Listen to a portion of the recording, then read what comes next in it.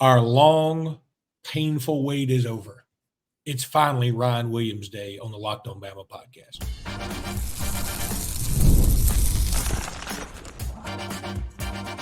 You are Locked On Bama, your daily podcast on the Alabama Crimson Tide. Part of the Locked On Podcast Network, your team every day. Hey, everybody. Welcome back into Locked On Bama. Luke Robinson from the HSA Radio Network. That's me. Bama Online's Jimmy Stein. That's him. We hope you're having a great day. And listen, this episode is brought to you by Gametime. We'll talk about Gametime in just a minute. And thank you for making this your first listen. And it is Ryan Williams Day. And we're going to spend probably 2 segments talking about Ryan Williams. We debated 3 segments, but that's a lot on Ryan Williams. Even Ryan Williams' mama was like, hey, don't need 3 segments yet. But I thought we could dive into before we get into. I was cool. Ryan Week. I am too. You know, like Shark Week. Like Shark Week would be Ryan Williams Week. This is a Ryan Williams podcast. We've talked about it a gazillion times. But you know, there are going to be some people who go, man, y'all are putting way too much pressure on this kid, and you're ranked at 26. Yeah, I mean that's right. He's number 26 in your countdown. Well, look, we're going to talk about him in the next 2 segments. I did want to throw out a few things. Sort of random college-y, football-y. Number one, condolences and just heartbreaking news about Kyrie Jackson perishing in a car wreck. Just been drafted. Look, I know that he didn't finish up at Alabama, whatever. He transferred to Oregon. I don't care. Man, what a good dude. And I say what a good dude. I don't know him. I also know that there was a TikToker that came out and said, yeah, I've been trying to tell y'all Kyrie Jackson's – I'm not even going to give the guy's name. Kyrie Jackson's not a good person and something like this could happen. And I'm like, why? Why would you do that? Why would you say those things? But what I'm saying is regardless of whatever with Kyrie Jackson, this is just horrific news. And it's not just affecting him. It's affecting so many people in his life. And I'm heartbroken about it. I just saw it. Like my kids who I got 2 sons who are much more NFL-y than I am. And they were like just blown away and called me immediately. And I feel for the family. I feel for him. I feel for his friends. And so we just want to say prayers up to anybody associated with Kyrie Jackson. It's just awful. Yeah. Just a total tragedy for anyone that young, regardless of whether they play football or not. I mean, it's just awful to lose someone that age that had so much in front of them, and a drunk driving. I would say drunk driving accident. I mean, we'll see what facts come out about it, but just terrible. Gosh, prayers for Kyrie and everyone that knows him. I've been real touched by how many former Alabama players have posted emotional things on Twitter. Clearly, he was very much loved by his teammates, and then that says everything. That says it all. You know, Jimmy, I was thinking about. I remember obviously Alabama losing Alti Tenpenny. Now he had transferred, but he was still tight with a lot of those dudes. Do you remember a recruit from way back when? I believe he was from Oxford. He drowned. He was going to be a huge commitment for a huge pickup for Alabama. He was from Ozark. Ozark, yeah. Ozark, not what did I say? Ozark. Oxford? Did I say Oxford? Yeah, close. You said Oxford, but that's close. Yes, it's Ozark. And I'll never forget, this is pre-internet. You guys may not. Do you remember his name by chance? Because I don't. Dion McLoud. Oh, my God, Jimmy, that's awesome. You're right. That's his name. But good memory. But what I remember more than anything, again, pre-internet, pre-all that, it was – you remember when we all used to be so excited to get Sports Illustrated, and they'd have news from, like, around the world, like on a back page about just different stuff. And I remember – honestly, I wasn't following recruiting super close in, but I remember that's how I found out about this. He played in the first or second Alabama-Mississippi High School All-Star game. Either the first one or the second one. Like in the late 80s? It was about 89. Yeah. Summer of 89. And let me tell you, I went to practice that week and the game. And what stands out about how good this kid was, he was a defensive lineman from Ozark. He lined up next to John Copeland, who at the time out of Valley High School, was going to junior college. So John was still 2 years away from showing up at Alabama. But that week of the Alabama-Mississippi High School All-Star Game, Dion McLoud was every bit as good as Copeland. Copeland was great, and we all saw what Copeland did at Alabama that week. Anyway, McLeod was that good. He was John Copeland level good that week. So what a loss, but not just football wise. Like I said, anytime anyone has lost anyone that age, it's a triple tragedy. It's just not fair that those kids don't get to live full lives. And think about how if Dion McLoud would have gone to Alabama and lived up to the hype. Now, I mean, the money's not the same as it is, but how generationally that would have changed his whole family. But regardless, I hate to bring up so many sad things right now, but I just thought about a few of those things. We're running out of time in this first segment, but I want to throw out a few things. You've been doing some tape review on a kid named Ellis Gasque out of Williamson. Yeah, he looked, I saw you post this on Bama Online, so I looked up the tape. I was like, his first highlight, a ninth grader shooting through the gap at middle linebacker like he did. I was like, okay, seen enough. I swear to God, I quit watching. Anything from here is a downgrade. This is, I want this kid. He's in ninth grade. And you know how this is a Ryan Williams podcast? Yeah. Because you were looking for Ryan Williams stuff? No, there's a Ryan Williams connection. Perhaps. I don't know the answer to this. I'll find out eventually. When Ryan Williams' dad played at BC Rain High School, Ryan Williams' dad, he played at BC Rain High School. Another really good player on that team was a running back named Ellis Gasque. Yeah. I wonder, is Ellis his kid? Is Ellis related to him in some way? I'm saying McGaskin's not a super common name, so there could be a Ryan Williams connection here. Could be. Well, look, we believe that by the time Ryan Williams is done at Alabama, that will not be a super common name either. Those two names seem very common. They won't be when he's done. We'll talk about him in a minute. I had to throw out two other things, though, and just quick, like 2 or 3 sentences on each. CBS came out with their top SEC rivalries now that Oklahoma and Texas have joined, and I just wanted to throw up on my computer screen. They put the Red River rivalry at number 1 over Bama Auburn, over Georgia Florida, over Bama Tennessee, over Georgia Auburn, over LSU. Recency bias. LSU, That's a recency bias because they're new to the league.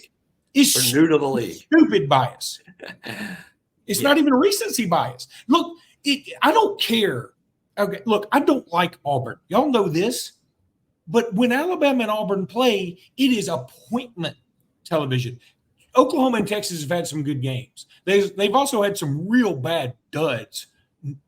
Very recently, didn't Texas beat Oklahoma like 49-0 2 years ago or something? Somebody beat somebody 40-something to nothing or 7 or whatever.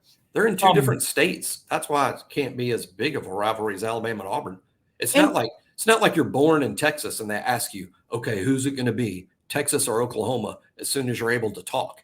I mean, that's what they do in Alabama because it's an in-state rivalry. I think in and of itself, that makes a big difference. It's not like you're born in Texas or Oklahoma and then choose between the two.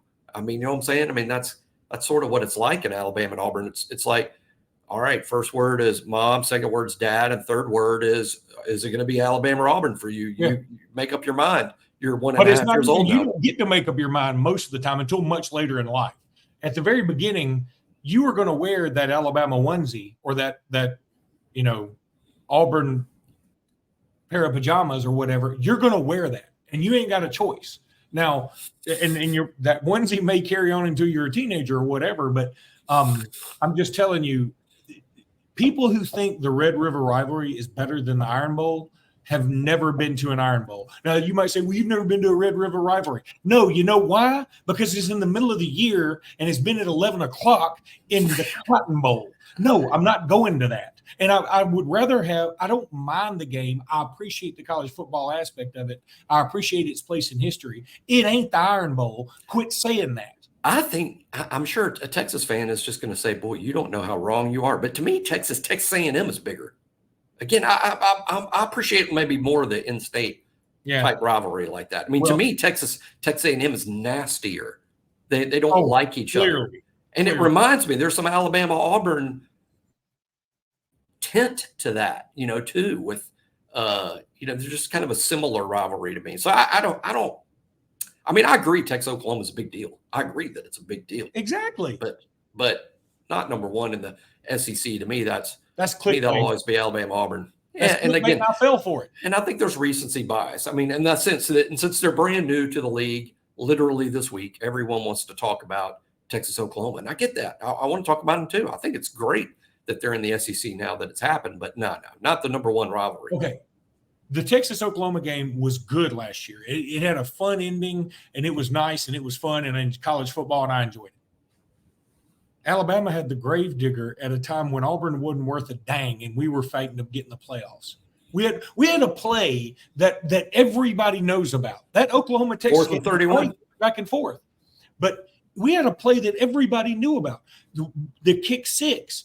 The Bryce Young's final drive, John Mechie's crane kick when Auburn had been mocking him all day. I mean, again, I know all these games sound like they're in Jordan Hare, and part of that is the allure. Like it also is a home and home thing that does help it.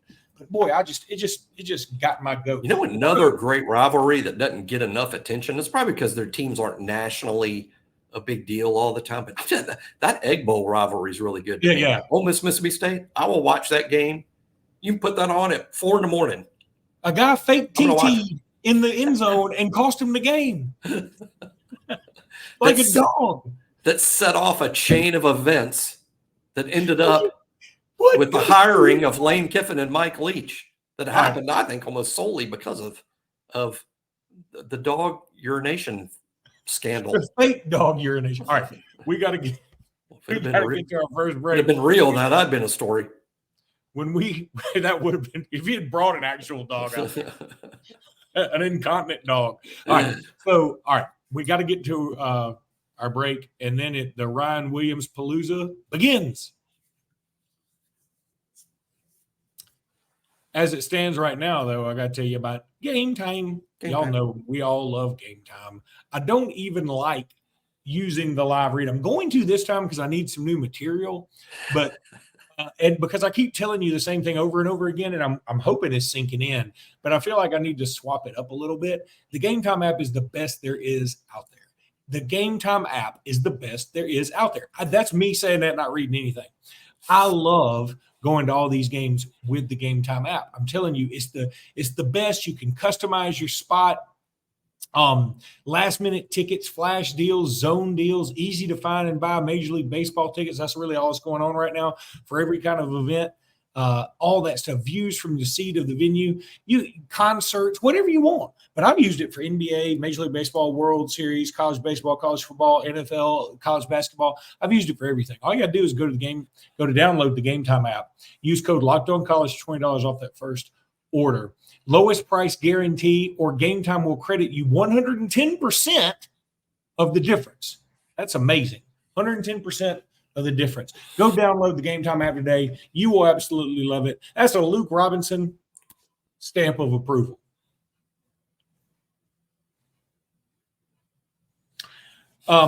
Before we get into the Ryan Williams debauchery, that's not what it is, but I just like saying that. I don't think we've ever said debauchery in this podcast. I'm going to use something new. You and I were talking right before we went on air because you caught me watching an interview with the Hawk Tua girl, like on Twitter, and it made me very mad. And I was like, I hate that this woman. I don't hate this woman. I hate that this woman because of two words that don't even make sense. I mean, they make sense, but they don't make sense. They're not real words. She apparently is like the flavor of the month, obviously, or getting her 15 minutes according to Andy Warhol. And I'm like, she's already quit her job. She's done all this stuff. I'm like, this is so American in the best and worst ways. But you know what this reminds me of? Again, I'm going to throw it back to The Simpsons. One time, Bart Simpson, he like knocked over a bunch of stuff. He did a bunch of stuff somewhere, and then he goes, like he obviously did it. And so everybody turned and looked at him. He goes, I didn't do it. And the whole world caught on to that phrase. Like every time they did something and got caught, they go, just go, I didn't do it. And he actually went on Conan O'Brien one time, like Bart Simpson did, and he was talking about his life, and Conan said, nobody wants to hear any of that. Just say the phrase. He says, I didn't do it. And so like everybody laughed. And Bart realized quickly how empty that made him feel, that he had no other purpose. And eventually then he embraced it to make the more money, and people were tired of it. That's what's going to happen here. Just mark my words. This is going to happen here. Well, I don't think we're still going to be talking about her 25 years from now. No, I'm talking 25 minutes from now. I think we'll be talking about Ryan Williams a long time from now. Yeah, we are going to be talking about Ryan Williams. He's going to hawk two all over the SEC is what he's going to do.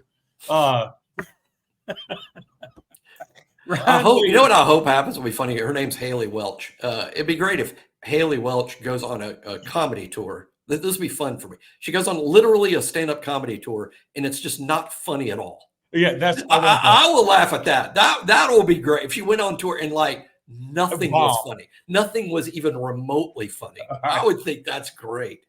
All right, let's get to Ryan Williams. I'll be pulling for her then. You go, girl. All right, Ryan Williams. This may be early, but I think I will call him the greatest college football player of all time. It is a little early for that. Guys, it's a little early. Guys, I know that there's some people who listen to this podcast that think that we are over the top with the Ryan Williams love and accolades that we bestow upon him. I say in the beginning of the podcast, I'm with the HSA Radio Network. So I've been with the HSA Radio Network for about 15 years, maybe even more. And I've seen a lot of guys come and go that are great players. I mean, really good players, like not messing around. I mean, Kerryon Johnson comes to mind. Chris Jones comes to mind. Julio Jones comes to mind. TJ Yeldon. I mean, a bunch of dudes that I've gotten to see play. Nobody has done the things Ryan Williams has done. Now, there are some reasons for pessimism. There's some reasons to pull back on the reins in terms of my expectations, because he is supposed to only be a senior in high school next year. Here's my thing about Ryan Williams. We can talk about size and speed and, 40 times and, wingspan, catch radius and whatever if you want to. See, that's, Jimmy, I've talked about this before. Like, to me, greatness is intangible.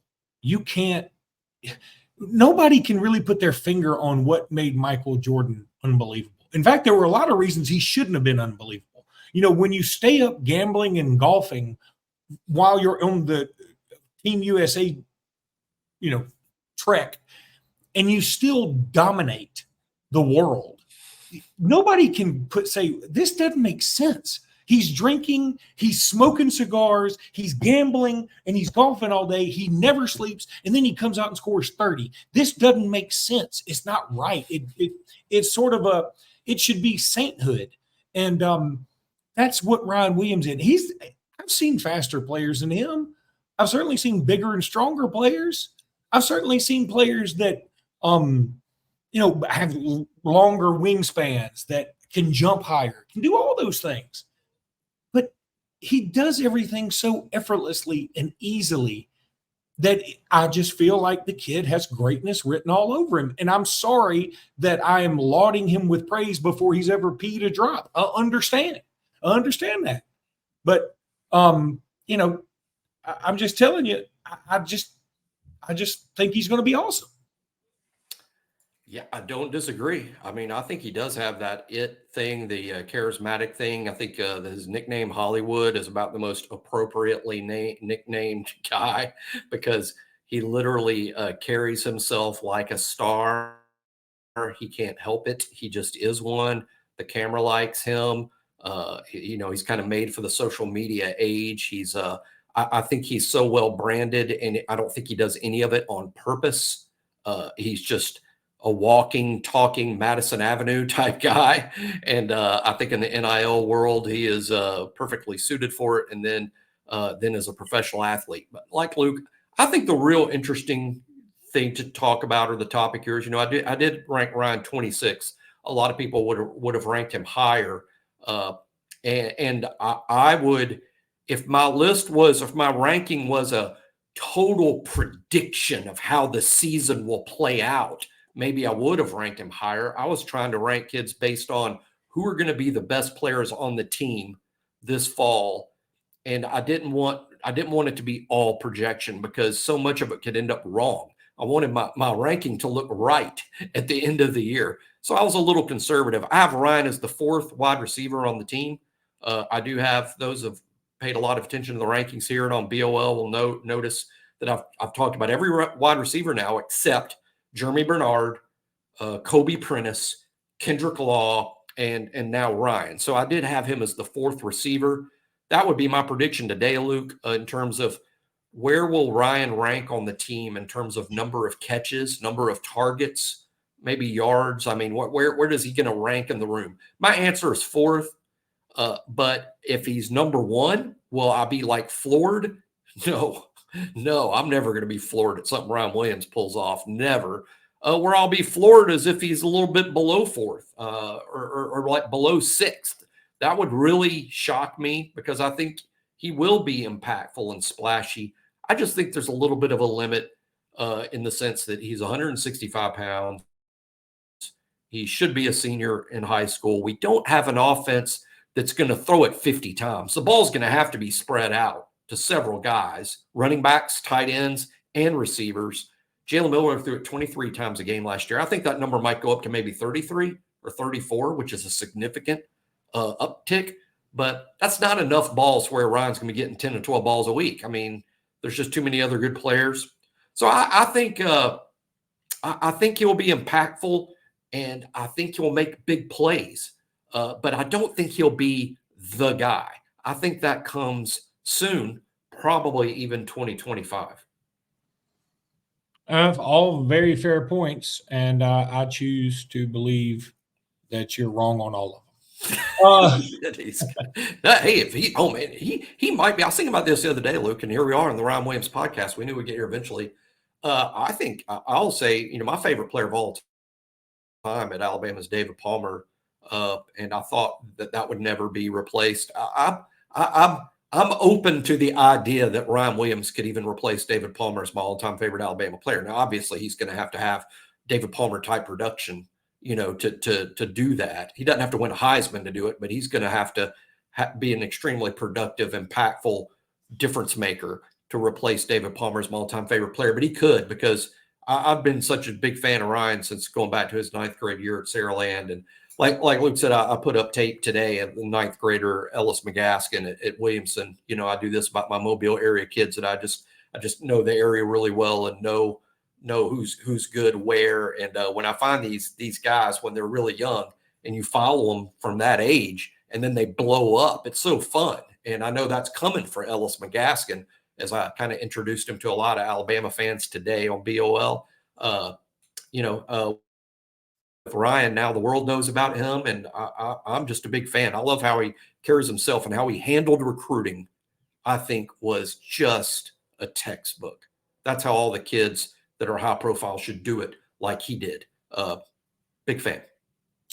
When we come back, we're going to keep going with some of the more Ryan Williams thoughts.